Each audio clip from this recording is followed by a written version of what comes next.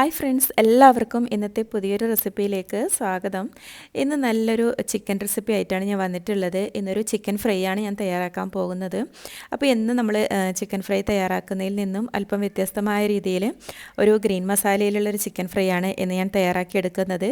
ഇത് നല്ലൊരു ടേസ്റ്റാണ്. മറ്റുള്ള ചിക്കൻ ഫ്രൈ ഒക്കെ അപേക്ഷിച്ച് ഇതൊരു കഴിക്കാനും അതുപോലെ തന്നെ ഉണ്ടാക്കിയെടുക്കാനും വളരെ എളുപ്പമാണ്. അപ്പോൾ ഇതെങ്ങനെയാണ് തയ്യാറാക്കുന്നതെന്ന് നോക്കാം. ഇതിനായി ഞാൻ ഇതുപോലെ അല്പം വെജിറ്റബിൾസ് എടുത്തിട്ടുണ്ട്. ആദ്യം അല്പം ചെറിയ ഉള്ളിയാണ് എടുത്തിട്ടുള്ളത്. അതോടൊപ്പം തന്നെ ഒരു 4 പച്ചമുളകും ഒരു ചെറിയ കഷ്ണം ഇഞ്ചിയും ഒരു 4 അല്ലി വെളുത്തുള്ളിയും അതുപോലെ തന്നെ അല്പം കറിവേപ്പിലയും മല്ലിയിലയും കൂടി എടുത്തിട്ടുണ്ട്. ഇനി ഇതിലേക്ക് ഇട്ടുകൊടുക്കുന്നുള്ളത് അല്പം ഹോൾ സ്പൈസസ് ആണ്. ഒരു ടീസ്പൂൺ വലിയ ജീരകവും അതോടൊപ്പം തന്നെ ഒരു ടീസ്പൂൺ ചെറിയ ജീരകവും എടുത്തിട്ടുണ്ട്. അപ്പോൾ 1 കിലോ ചിക്കനിലേക്കുള്ള മസാലയാണ് ഞാനിപ്പോൾ തയ്യാറാക്കി എടുക്കുന്നുള്ളത്. അതുപോലെ തന്നെ മുഴുവൻ കുരുമുളക് 1 ടീസ്പൂൺ എടുത്തിട്ടുണ്ട്.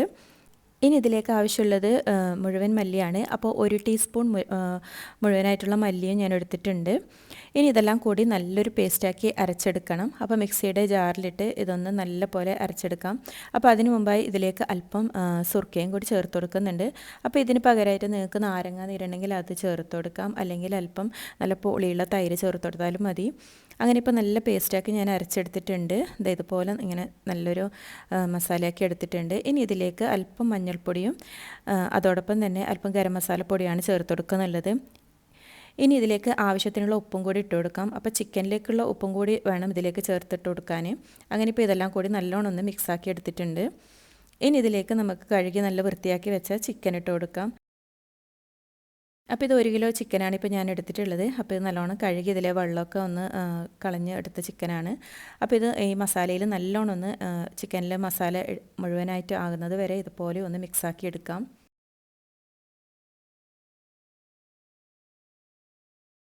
ഇനി ഇതിലേക്ക് വേറെ മസാലയൊന്നും ചേർത്ത് കൊടുക്കുന്നില്ല. അപ്പോൾ ഇത്രയും നല്ലോണം ഒന്ന് മിക്സാക്കി എടുക്കുക. അപ്പോൾ ഇതുപോലെ ഞാൻ മിക്സാക്കി എടുത്തിട്ടുണ്ട്. അപ്പോൾ ചിക്കൻ്റെ എല്ലാ ഭാഗത്തും മസാല നല്ലോണം ആയി കിട്ടിയിട്ടുണ്ട്. ഇനി ഇതിനെ ഒന്ന് റെസ്റ്റ് ചെയ്യാൻ വേണ്ടി മാറ്റി വെക്കാം. അപ്പോൾ നല്ലോണം ഒന്ന് അടച്ച് ഒരു 3-4 മണിക്കൂറെങ്കിലും ഇതൊന്ന് റെസ്റ്റ് ചെയ്യാൻ വേണ്ടി വെക്കണം. അപ്പോഴേ ഈ ചിക്കനിൽ നല്ലോണം മസാലയൊക്കെ പിടിച്ച് കിട്ടും. അങ്ങനെ ഫ്രൈ ചെയ്തെടുക്കുമ്പോഴാണ് ഇത് നല്ലൊരു ടേസ്റ്റ്. ഇനി നമുക്ക് പെട്ടെന്ന് തന്നെ തയ്യാറാക്കി എടുക്കണമെന്നുണ്ടെങ്കിൽ ഇതിൽ അല്പം അരിപ്പൊടിയോ കോൺഫ്ലോറോ ഒക്കെ ചേർത്ത് അങ്ങനെ പെട്ടെന്ന് നമുക്ക് തയ്യാറാക്കി എടുക്കാൻ പറ്റും. പക്ഷേ ടേസ്റ്റ് കൂടുതൽ ഇതുപോലെ ഒന്ന് റെസ്റ്റ് ചെയ്ത് നമ്മൾ ഫ്രൈ ആക്കി എടുക്കുമ്പോഴാണ്. അങ്ങനെ ഇപ്പോൾ ഒരു 3 മണിക്കൂറൊക്കെ കഴിഞ്ഞിട്ടുണ്ട്. ഇനി ഇതിനെ ഒന്ന് ഫ്രൈ ചെയ്തെടുക്കാം. ഇതുപോലെ ഒരു പാനിൽ അല്പം ഓയിൽ ഒഴിച്ച് കൊടുത്തിട്ടുണ്ട്. ഇപ്പോൾ ഓയിൽ നല്ലോണം ചൂടായി വന്നിട്ടുണ്ട്. ഇനി ഇതിലേക്ക് ചിക്കൻ പീസ് ഓരോന്നായി ഇതുപോലെ ഇട്ട് ഒന്ന് ഫ്രൈ ചെയ്തെടുക്കാം. അപ്പോൾ ഇതിങ്ങനെ മുക്കി പൊരിച്ചെടുക്കേണ്ട ആവശ്യമൊന്നുമില്ല. ഇതുപോലെ ഇങ്ങനെ അല്പം ഓയിൽ ഒഴിച്ച് അതിലിങ്ങനെ ചിക്കനെ വെച്ച് ഫ്രൈ ചെയ്തെടുത്താലാണ് കൂടുതൽ ടേസ്റ്റ്. പിന്നെ ഇതിലെ മസാലയൊന്നും ഇളകിപ്പോകുന്നില്ല, കാരണം ഇത് നല്ലോണം മസാലയൊക്കെ പിടിച്ചിട്ടുള്ള ഒരു ചിക്കനാണ്. അപ്പോൾ ഇതൊരു ഗ്രില്ലൊക്കെ ചെയ്ത് കഴിക്കുന്ന ആ ഒരു ടേസ്റ്റിലാണ് ഇങ്ങനെ നമ്മൾ ഫ്രൈ ചെയ്തെടുക്കുമ്പോൾ കിട്ടുന്നുള്ളത്. ഞാനിപ്പോൾ ഇതുപോലെ ചെറിയ പീസായിട്ടാണ് ചിക്കൻ കട്ട് ചെയ്തെടുത്തിട്ടുള്ളത്. അപ്പോൾ നിങ്ങൾക്ക് വലിയ പീസായിട്ട് അങ്ങനെ വേണമെന്നുണ്ടെങ്കിൽ അതുപോലെയും നമുക്ക് ചെയ്തെടുക്കാം. അപ്പോൾ ഇത്രയും ചിക്കൻ പീസ് ഞാൻ ഇട്ട് കൊടുത്തിട്ടുണ്ട്. ഇനി ഇതൊന്ന് അടച്ചൊരു 2 മിനിറ്റ് ഇതുപോലെ ഒന്ന് വേവിച്ചെടുക്കാം. അപ്പോൾ അതിൻ്റെ ഉള്ളൊക്കെ നല്ലോണം ഒന്ന് വെന്ത് കിട്ടും. അതിനുശേഷം നമുക്ക് അടുപ്പ് തുറന്ന് ഇതൊന്ന് തിരിച്ചിട്ട് കൊടുക്കാം. അപ്പോൾ മറ്റേ സൈഡൊക്കെ ഇതുപോലെ ഒന്ന് മൊരിച്ചെടുക്കണം. അങ്ങനെ എല്ലാ സൈഡും ഒരുപോലെ ഒന്ന് തിരിച്ച് മറിച്ചിട്ടൊക്കെ ഇങ്ങനെ കൊടുത്താൽ അതെല്ലാ സൈഡും ഒന്ന് ഇതുപോലെ ഒന്ന് ഫ്രൈ ആയി കിട്ടും.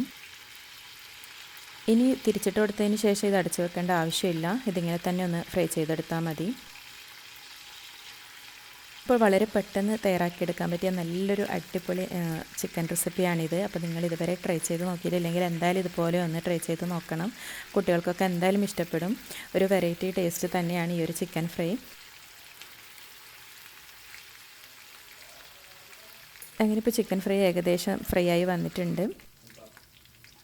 ഇത്രയും മതി. ഈ ഒരു കളറായി കിട്ടുമ്പോൾ നമുക്കിതിൽ നിന്ന് കോരി മാറ്റാം. ഇപ്പോൾ ചിക്കനൊക്കെ നല്ലോണം വെന്ത് അതിൻ്റെ മീറ്റൊക്കെ അതിൻ്റെ ബോണുകളിലേക്കൊക്കെ ഇങ്ങനെ വന്നിട്ടുണ്ട്. അപ്പോൾ ഇതിനൊരു പ്ലേറ്റിലേക്ക് കോരി മാറ്റാം. അപ്പോൾ ഞാനിപ്പോൾ എല്ലാ ചിക്കനും ഇതുപോലെ ഫ്രൈ ചെയ്തെടുക്കുന്നില്ല. ഇപ്പോൾ എനിക്ക് കുറച്ച് ചിക്കൻ മാത്രമേ ഞാൻ ഫ്രൈ ചെയ്തെടുത്തിട്ടുള്ളൂ. അങ്ങനെ ഇപ്പോൾ എല്ലാ ചിക്കൻ പീസും ഞാൻ ഇതിൽ നിന്നും കോരി മാറ്റിയിട്ടുണ്ട്. അപ്പോൾ വീഡിയോയിൽ ചെറിയൊരു ഡാർക്ക്നെസ് വന്നിട്ടുണ്ട്. ഒരു ലൈറ്റിൻ്റെ ഒരു ചെറിയ പ്രോബ്ലം ഉണ്ട്. ഇത് രാത്രിയാണ് ഞാൻ ഇത് കുക്ക് ചെയ്തെടുക്കുന്നുള്ളത്, അതുകൊണ്ടാണ് അത്ര വീഡിയോ ക്ലിയർ ഇല്ലാത്തത്. അങ്ങനെ ഇപ്പം ഇത്രയും ചിക്കൻ പീസാണ് ഞാനിന്ന് ഫ്രൈ ചെയ്തെടുത്തിട്ടുള്ളത്.